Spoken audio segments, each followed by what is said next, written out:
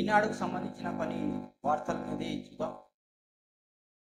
ఇక భరోసా హయాంలో వ్యవస్థలని ధ్వంసం, గాడిలో పెడుతున్నాం, సవాళ్లు వస్తే అధిగమిస్తాం, సమస్యలు వస్తాయని పని చేయకుంటే ఉంటే కుదరదు, పని చేస్తాం, సమస్యలు పరిష్కరించుకుంటాం, సవాళ్లను అధిగమిస్తాం, తప్పులుంటే దిద్దుకుంటాం, ప్రతి శాఖలో జరిగే కార్యక్రమాలను పర్యవేక్షించడానికి ఉంటే విజిలెన్స్, ఏసీబీ వంటి వ్యవస్థలు ఇప్పుడు స్వతంత్రంగా పనిచేస్తున్నాయంటూ సీఎం రేవంత్ రెడ్డి ప్రకటించారు.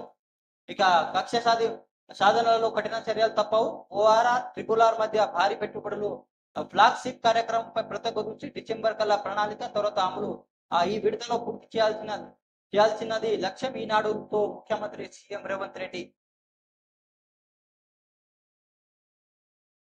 రాష్ట్రంలో బౌద్ధ పర్యాటక ప్రాంతాల అభివృద్ధి, అందులో భాగంగా హైదరాబాద్ సాగర్ రోడ్డు విస్తరణ, బుద్ధవనంలో అంతర్జాతీయ స్థాయి విజయం, ఇక హుస్సేన్ సాగర్ చుట్టూ స్కై విభాగ్, సీఎం రేవంత్ రెడ్డి.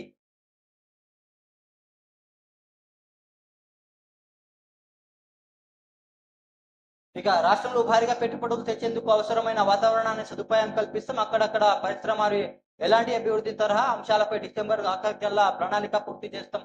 ఇక అమలు శ్రీకారం చేపట్టే పనులని మూడేళ్లలో పూర్తి చేస్తాం. గత 10 ఏళ్ల పాలన వ్యవస్థ ధ్వంసమైంది, వీటికి పునరుద్ధరణ చేస్తున్నాం, వ్యక్తులు కాదు వ్యవస్థలు పనిచేసేప్పుడు మంచి ఫలితాలు వస్తాయి, నేను మార్పు తెలంగాణ రూపొందించి చూపిస్తాం, ముఖ్యమంత్రి రేవంత్ రెడ్డి స్పష్టం చేశారు. బాధ్యతలు చేపట్టే నుంచి ఒక్కరోజు కూడా విశ్రాంతిపోకుండా పనిచేస్తున్నానని, మంచి పనులు చేసే క్రమంలో కొన్ని కఠిన చర్యలు తప్పవని పేర్కొన్నారు. వివిధ అంశాలపై సీఎం రేవంత్ రెడ్డి ఈనాడు ప్రతి ఒక్క ఇంటర్వ్యూలో మాట్లాడారు.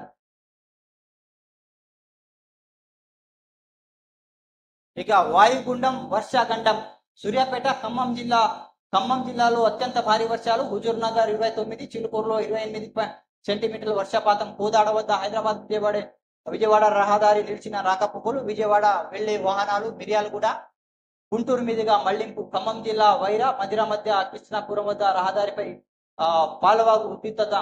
ఇక నేడు రేపు రాష్ట్రంలో రెడ్ అలర్ట్ అనేది జారీ చేసింది హైదరాబాద్ వాతావరణ శాఖ. ఇక ఉత్తర బంగాళాఖాతంలో ఏర్పడిన వాయుగుండం ప్రభాత రాష్ట్రంలో శుక్రవారం రాత్రి నుంచి గుండిపోత వర్షాలు కురుస్తున్నాయి, వాగులు వంకలు పొంగి పొర్లుతున్నాయి, వాగులు ఒడ్డున ఉన్న గ్రామాల మధ్య రాకపోకలు అంతరాయం ఏర్పడింది, కొన్ని ప్రాంతాలు విభాగాల అధికారులు అప్రమత్తం ఉండేలా చర్యలు చేపట్టాలని ముఖ్యమంత్రి సీఎం రేవంత్ రెడ్డి సిఎస్ శాంతికుమారిని ఆదేశించడం జరిగింది. ఇక జల దిగ్బంధంలో విజయవాడ గుంటూరు, ఏపీ వ్యాప్తంగా వాన వినిపిస్తాం, విజయవాడ 20 ఏళ్ల చూడని వర్షం, కొండ చిరువాలు విరిగిపడి 6 మృత్యువాత, గుంటూరు జిల్లాలో కారు కొట్టుకుపోయిన మరో 3, ఇక కోల్కతా చెన్నై రహదారి పై వరద నీరు అన్నట్టు ఒక హెడ్లైన్ చూస్తున్నాం. ఇక సుప్రీంకోర్టు తపాలా బిల్లును ఆవిష్కరిస్తున్న ప్రధాని మోదీ, సిజిఐ జస్టిస్ డివై చంద్రచూడ్, మహిళలకు సత్వర న్యాయం చేయాలి, జిల్లా వ్యవస్థను జాతీయ సదస్సులో మోదీ ప్రసంగించడం జరిగింది. ఇక 6 అధికారులపై కేసులు, రామకృష్ణరావు, కుల్సింగ్, కె శ్రీనివాస్, ధ్వంస, ఏ రాజ్ కుమార్, ఈ ఇళ్ల చేర్పులను ఎర్రకుంటలో నిర్మాణాలు అనుమతించినందుకే హైడ్రా కమిషన్ ఫిర్యాదు మేరకు నమోదు, 2 భవన నిర్మాణదారులపై చర్యలు, చెరువులు బఫర్ జోన్లు ఎఫ్టీఎల్ పరిధిలో నిర్మాణానికి అనుమతించిన 5 అధికారులు హైదరాబాద్ సైబరాబాద్ ఈఓడబ్ల్యూ ఆర్థిక నేరాల విభాగం పోలీస్ స్టేషన్ 2 కేసులు నమోదయ్యాయి. ఎర్రకుంట చెరువులో అక్రమ నిర్మాణం అనుమతించిన Nizampet municipal commissioner chairman P Krishnarao, Bachupally తహసీల్దార్ కుర్సింగ్, Medchal Malkajgiri land and survey record సహా డైరెక్టర్ శ్రీనివాసులపై కేసులు నమోదు చేయడం జరిగింది. ఇక ఆక్రమణ విడిన అప్ప చెరువు, 13 పరిశ్రమలు కూల్చివేసిన హైడ్రా.